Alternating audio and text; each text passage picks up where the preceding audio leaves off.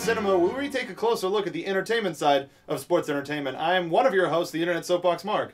I am the hobo, the other host, the most entertaining sports entertaining sports person. My God, he's looping. Today, we watched The Wrestler, and not the one you're thinking of.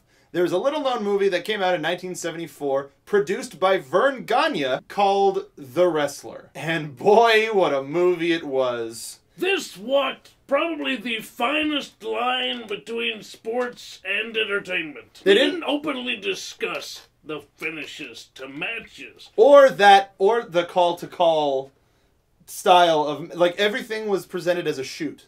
But they alluded to it. They talked about finding a champion to replace the champion, having a guy who was younger and marketable to be the champion going forward. So they basically said everything without saying anything. So there are three stars of this movie, kind of. That's Billy Robinson as the up-and-comer Billy Taylor. Vern Gagne playing Mike, the last name I could never really make out, just because we'll get there. There's some problems. It's Bullard. Bullard? Mike Bullard. And Ed Asner as Frank Bass, the promoter. Hobo, what did you pop for this movie? I popped for all the familiar faces. You saw so many who are now legends.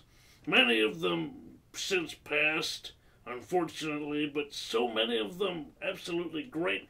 And there's a really hefty amount of wrestling footage in this movie that in itself it's shot fairly well. That's something that I popped for too. The actual wrestling footage is very gritty, and it almost looks like one of the cameras that they picked was like a GoPro. And they were able to achieve some slow motion in this film that looked like it was quite difficult for its time. Like something you would see on the Olympics. Yeah, and it was quite amazing, really. One of the things that I popped for was there was a part of the story where a wrestler dies in the ring. And I'm not talking about the soundbite. This man is dead. Because that soundbite, not a fan of it. Ed Asner has an amazing monologue where he talks about the reality of the business and the reality of the viewpoints of the business and where people should be coming from in terms of you think you're so smart, don't you? I think that was even something he said, something to that effect. Oh, you think? Oh, you really do all your research. Yeah, that's what it was. And that was one of the things, that performance alone, not just Ed Asner's performance, like on the whole, but that monologue specifically is something that everybody should watch this movie for. And somebody should take that out and just put it everywhere. What did you have heat with in this movie? Where should we begin? Well, it's kind of like, I don't know if I have hate with this or if it's just something to love, but this movie is the most 70s thing I've seen in a long time. One of the things that I was going to say is, so we talked about the wrestling footage being excellent. Everything that isn't a wrestling shot is so boring. It's, every once in a while you'll get a tracking shot of two guys walking down the hallway, but most of the time it's hard cam, walk in, talk, cut, close up, over the shoulder, cut back to wide. It's so boring. Some of the conversations are interesting, but the way they're shot is painfully just like painful. There's a shot that it was kind of cool because it was one take where they started in one part of the office and they walk over to a far part, so the camera goes through two windows, so you see into that part of the office and you get to see that scene sort of naturally progress. And that's cool, and that's interesting, and there were a lot of chances that they took, but they weren't good chances. Because to back up that experimental photography, you gotta have good audio, and the majority of this match couldn't hear a goddamn word. This movie was made for the people watching it, but if you're watching it as like a student of film, this is a terrible movie. No, this is awful. Like you don't have a hero, you don't have a villain. Well, technically you have a villain, but he's not a villain because he doesn't affect the overall story, because the ending to this movie doesn't make sense. It's the ending to a wrestling match. Oh, not well. Maybe. It is completely ambiguous. A lot like a lot of the characters in this movie. There's a part earlier in the movie where Billy says, I've never hit by a drop kick and I never will. So the music starts to pick up, it starts getting into slow motion, and you see Bullard go up for the drop kick, and then you get a close-up of Taylor. He's like, and then the bottom of his boot getting closer and closer to this camera. And then it blacks out.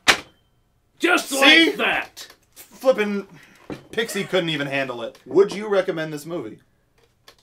Yeah. If you're a real fan of wrestling, you'll really like this. Hey, between you and me, if you're a real fan, that's something bullshit fans. Right? You're not IWC. I know you're not IWC. I know you. Right. You're Smarks. You're real Smarks. And I should know. You're not a part of that riff and raff of IWC. You'd see through this movie. You'd enjoy this movie. I would recommend it too. But if you have any sort of background in film, you will struggle. You can definitely hear Gagne's voice in this movie. Like he co-wrote it, but you can be the times like, okay, hold on, you got to shut up and I got to say this thing.